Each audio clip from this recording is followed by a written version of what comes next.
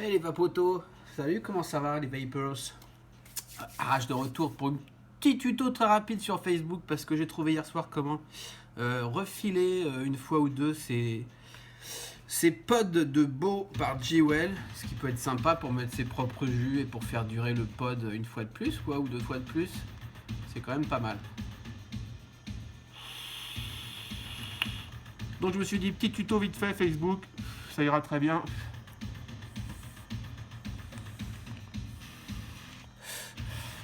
Joule que j'aime vraiment, pas Joule d'ailleurs, Beau que j'aime vraiment beaucoup. Vraiment sympa le format. J'avais déjà eu la MyJet de MyVapor qui était très sympa aussi, mais qui est plus lourde, qui est plus épaisse, qui a un embout un peu trop. Ouais, dans la bouche, il y a plein de formes, quoi. Il y a des creux, des bosses. Elle est quand même pas mal plus épaisse. Bref, j'aime beaucoup la Beau de Jewel. Donc on va allumer. Et puis on va faire ça à l'arrache, j'en ai rien à foutre de ce que ça donne. Je vais essayer d'être cadré et de faire ça rapidement ou pas. Donc les petits pods se branchent tout simplement, se plug en haut, comme ça tout simplement. On va en ouvrir un neuf de toute façon. C'est juste un tuto sur les re-remplir. Hein. C'est pas une review ou quoi, j'aime ce système, j'y crois carrément pour un fumeur. Même moi j'adore l'utiliser, je crois que je vais partir au boulot avec très bientôt, je rebosse un moment là. Tirage automatique, j'adore. C'est très satisfaisant. Enfin voilà, les pods viennent comme ça. Voilà, avec un petit embout sur le mouthpiece et un petit protecteur en bas pour les contacts, etc. et l'airflow. Alors, tac tac, ça manque de light, ok, je dois être dans le cadre. J'ai quelques outils, il faut pas grand chose pour être tranquille. Donc quand on le déballe, ok, c'est comme ça. Ok. On enlève le petit embout protecteur là-haut, donc on aspire par là, waouh. Ok. On enlève la petite protection en bas, la petite capote. On a les deux contacts. On a sous les deux contacts le trou d'airflow. On a le petit coil horizontal là avec la Fiberfrix, leur petit fil là, à mon avis, qui est utilisé. C'est vraiment un tout petit coil, il doit être sur du 1 mm maximum. Et puis il y a 5-6 brins de fiber quoi. Et puis un petit trou en dessous où l'air rentre, etc. Elle remonte par la cheminée centrale. Enfin, tout ce qu'il y a de plus classique. La contenance, je crois que c'est 1,2, mais je suis pas sûr. On s'en fout, vous irez voir les fiches produits si ça vous intéresse. Donc, c'est des jus de Jewel. Ici, c'est un tabac MI5. Ils sont pas mal, les gourmands sont pas mal. Après, chacun ses goûts, il y a quand même pas mal de choix. C'est quand même pas dégueu du tout, quoi. Donc voilà, des petits sachets de 3 comme ça, comme des médicaments, des chewing-gums, comme tu veux. Et donc, par contre, impossible à rebuilder. Hein. Tout ce qui est coil est fondu dans la masse. Toute cette partie est emboutie, je sais pas comment. Impossible à ouvrir comme il était possible d'ouvrir, même si c'était un peu délicat, la base des MyJet. Bref, d'ailleurs ça a pissé là. C'est un moment que je n'ai pas utilisé celle-là.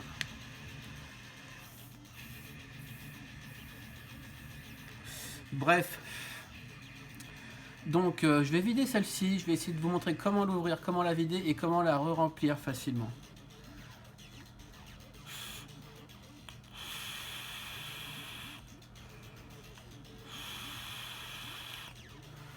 Alors,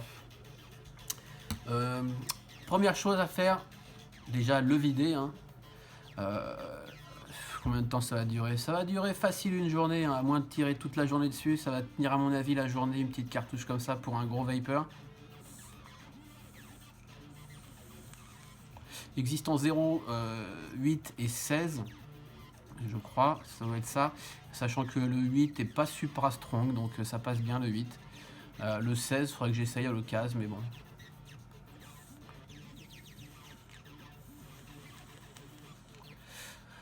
Alors la première opération, une fois qu'il est vide, c'est de virer cette partie qu'on a en bouche, qui est press-fitée sur le reste, sur le tank. Un peu délicat, il va falloir faire levier de part et d'autre ici, pas sur la partie plate, sur la partie sur les côtés étroits là. Alors on se débrouille, on sait pas comment. Soit on est un bœuf, on y arrive tout de suite, soit on galère. Si on veut pas abîmer, il faut y aller tranquillou avec l'ongle. Je vais faire ça hors caméra, voilà. J'ai entendu un petit clac d'un côté, je fais de l'autre côté. Vous n'allez rien voir, mais c'est pas grave. On force gentiment. Ça vient quand même relativement bien. Hop. À gauche, à droite. À gauche, à droite. Ça vient pas. Sinon, on prend un petit outil, je sais pas, un petit couteau, mais on va abîmer un peu. Mais on fait levier comme ça. On va essayer de pousser d'un côté, de l'autre. Faire levier. L'idée étant de le tirer, quoi. Ça y est, je pense que ça vient. Un côté, l'autre côté, un côté, l'autre côté, ça y est, ça vient. On voit que ça commence à se décaler. Je sais pas si j'arrive à montrer ça vite fait. On continue, de toute façon, hop, tac, le truc est venu, tranquillou. À noter que dedans, il y a un petit coton qui en général ne tient pas bien, enfin il est juste posé au fond comme ça, avec un trou au milieu pour la cheminée, et puis pour protéger d'éventuels leaks ou je ne sais pas, rattraper de la condense ou quoi, ou qu'est-ce, on se le garde précieusement, il faudra le remettre. Et puis on a donc, putain, cette mouthpiece, voilà, qui est donc juste presse-fitée là-dessus. Est-ce que je vais réussir à montrer les petits ergots ici, petits ergots qui le maintiennent, quoi. Ça fait un petit clac ici et ici simplement. Donc éventuellement on peut les raboter au cutter une fois qu'on l'a réussi à l'enlever pour que la prochaine fois ce sera plus simple. Mais voilà, avec un petit coup de cutter, je l'ai fait aussi. C'est pas forcément utile, vous voyez, c'est quand même venu relativement facilement. Donc en haut, on a un petit bouchon silicone comme ça qui bouche le trou. Donc en usine, c'est rempli par là.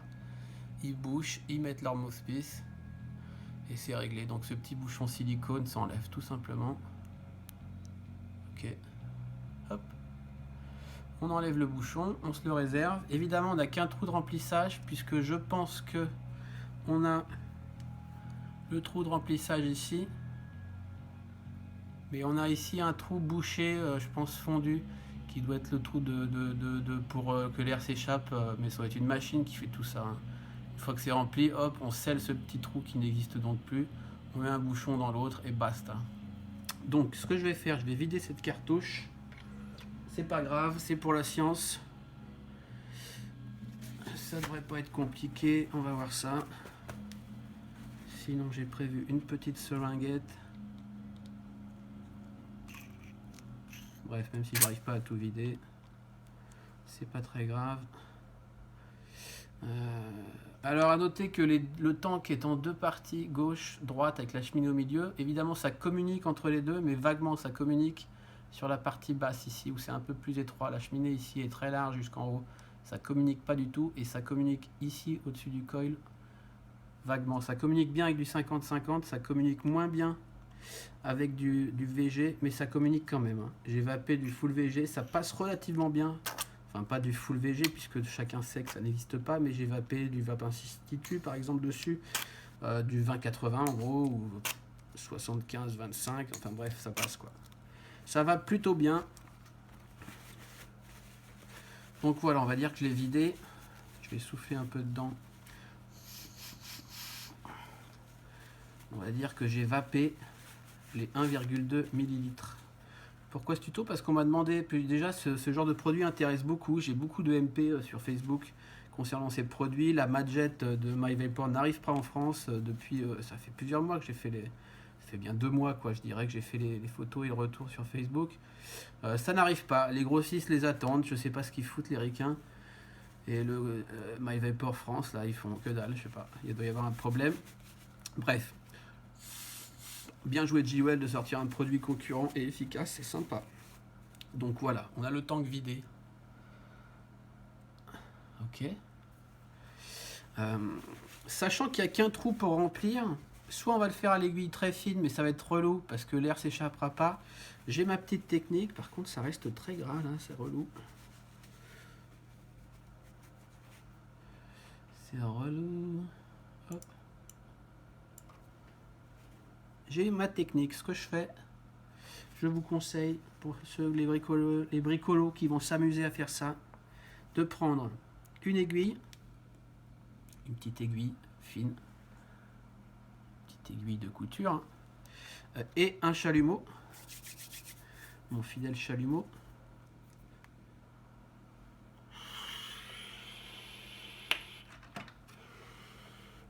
Je vais prendre un petit support.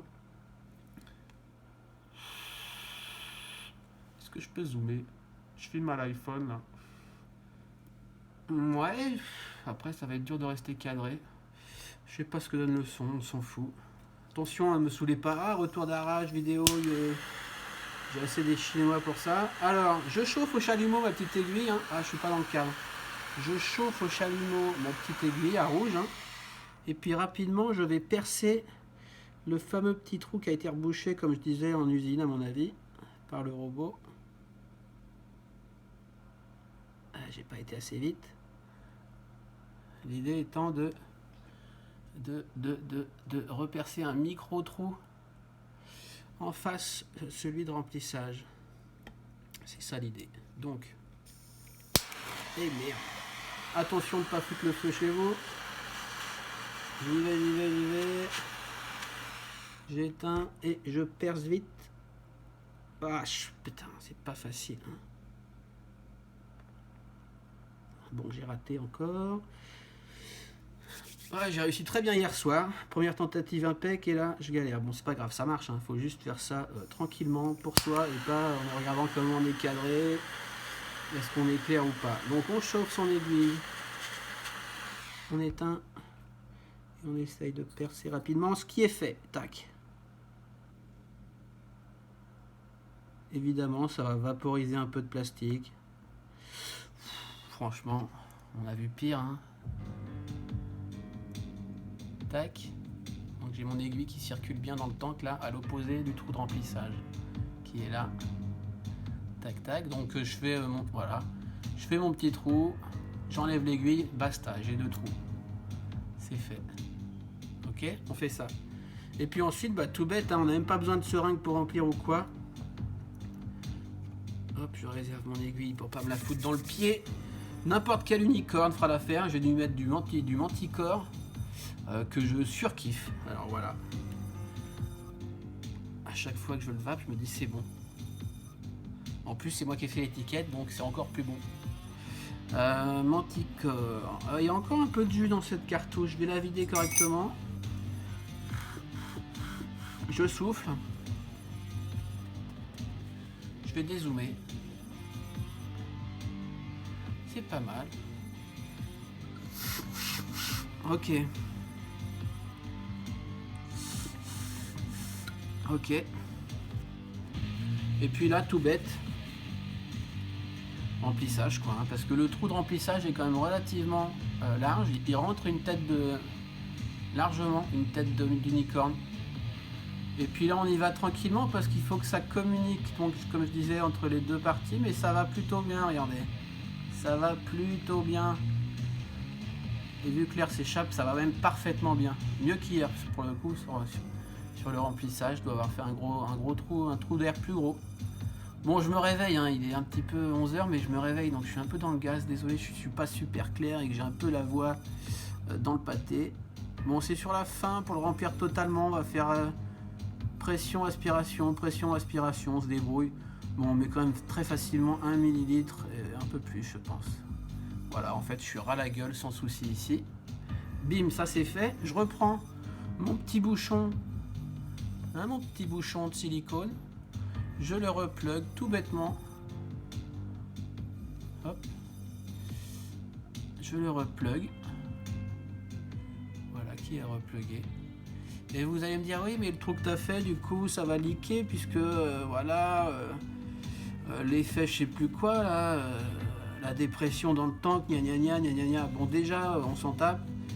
Mais j'ai ma petite technique pour ça aussi. Alors, chacun aura sa technique, chacun y mettra un petit bout de scotch pour boucher ce trou. Moi j'y mets un petit bout de pâte à fixe, un tout micro bout.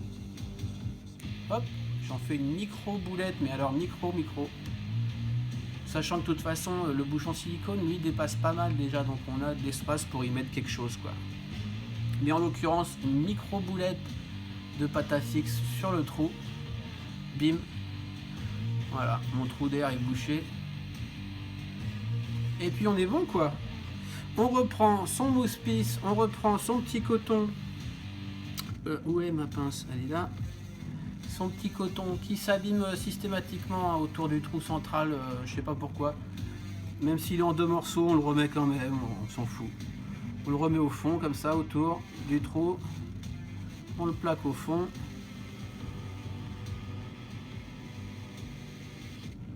Hop. Coton au fond et puis on represse simplement quoi, en 2 secondes. Bim, pam. On entend les petits claques ou pas si on a raboté les ergots. Et voilà, j'ai une cartouche remplie de frais et pour le coup un coil qui n'a pas servi. Donc je vais avoir un bon rendu, sachant que donc je disais impossible à rebuilder ce coil, impossible, à moins de, je sais pas, va falloir trouver une technique. Et donc vu que c'est impossible à rebuilder et que c'est un tout petit coil et que si on y met du jus perso gourmand ou quoi, ça va encrasser très vite. Donc comptez, videz la cartouche telle qu'elle est quand vous l'achetez, remplissez-la une fois, ça passera. 2 fois éventuellement, mais j'y crois pas trop quoi. On voit que le coil, est-ce que j'en ai un utilisé là? Ouais, mais il est bleu, on voit rien. Vous allez rien voir sur le coil utilisé là. Mais il est déjà bien gunké quoi. Bon bref, ensuite on plug sa cartouche dans la bow. Oh c'est beau, la petite light show pour dire que c'est ok. Je vais baisser la light. Je vais pas passer sur ma gueule parce que j'ai pas envie de faire le guignol. Et je vais vaper.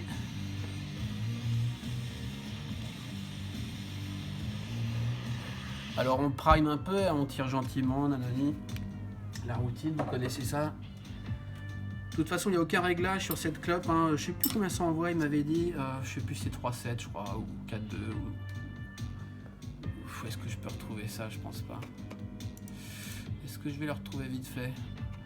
Donc recharge par aimant, vite fait, un petit tour, tac, light show pendant que ça charge. Ça charge très vite, moins d'1 heure pour la recharger. Je crois que c'est 2000 mAh, je sais même plus, 1200, enfin bon bref. Mais ça tient pas mal de temps quand même. Recharge très rapide. On peut évidemment vaper en chargeant.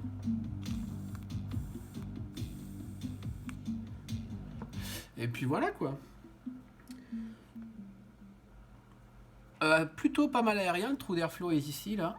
Le trou d'airflow est là, je sais pas si on va voir ici là, sur le côté comme sur les autres systèmes. C'est plutôt plus aérien cette bow que le MyJet.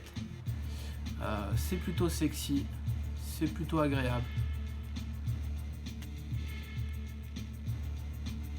Voilà, aucun réglage. Il existe une version TC avec contrôle de température automatique qui elle est toute noire. Je l'ai pas, je l'aurais peut-être. Avec son chargeur personnel. Il y a aussi un petit chargeur fourni d'office comme ça. Là. Petit chargeur USB qu'on met sur son clavier ou son laptop. Hop, bim bam, aimanté, tac tac, super. Et en option, ce petit truc à 6,50 € de mémoire. Hein, je raconte, j'ai fait un retour plus complet et précis sur mon Facebook. Donc voilà, plutôt sympatoche. Et puis on va tirer quelques lattes pour voir le Manticore qui donne là-dessus.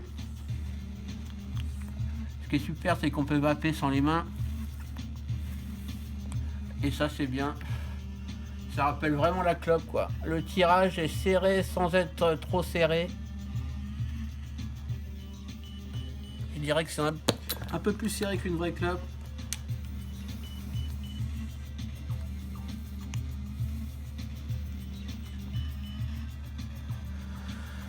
Enfin voilà quoi. Je crois que c'est clair.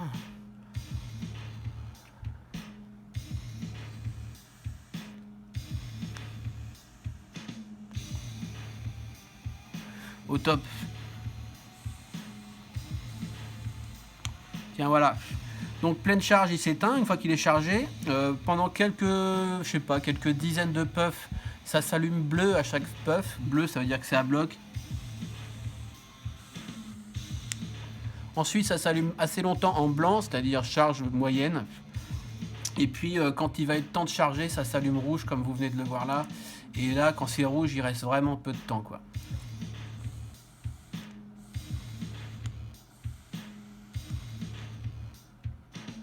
Est-ce que j'arrive à vous retrouver la puissance ou est-ce qu'on s'en fout? Je vais voir vite fait mes échanges avec Olivier. Je pense pas que je vais retrouver ça rapido. 12 saveurs. 12 saveurs sur 3 taux. Voilà, 3,7 volts, sachant que je connais pas le coil, mais on doit être au-dessus de l'ohm. On doit être au-dessus de l'ohm, ce qui veut dire que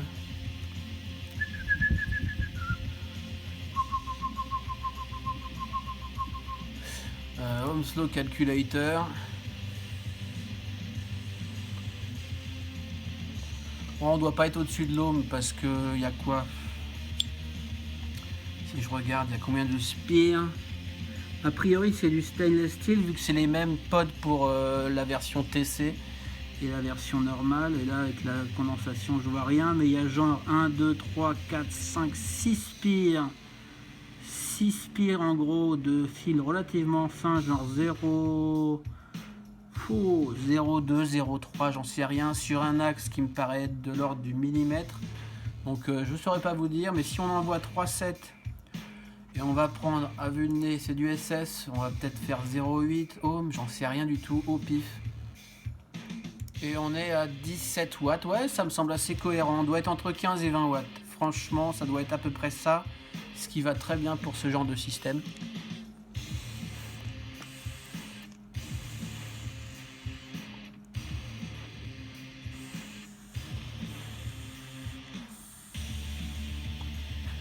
On peut de chaîne vape sans souci, hein, on peut tirer dessus comme un bourrin.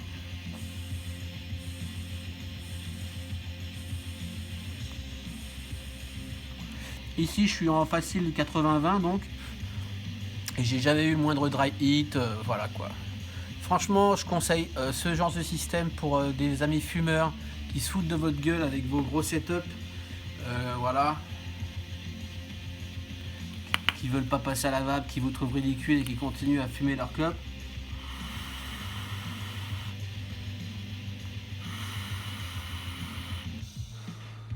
Évidemment, c'est pas la même. Et ils seront surpris, vous aussi, vous les ferez arrêter plus facilement avec ça qu'avec une box, un atto, un truc, avouons-le, vaguement ridicule, un Cliro chinois, une box, des accus, des piles, des chargeurs, des machins. Super discret, vraiment proche de la clope niveau sensation à la fois gestuelle et vape.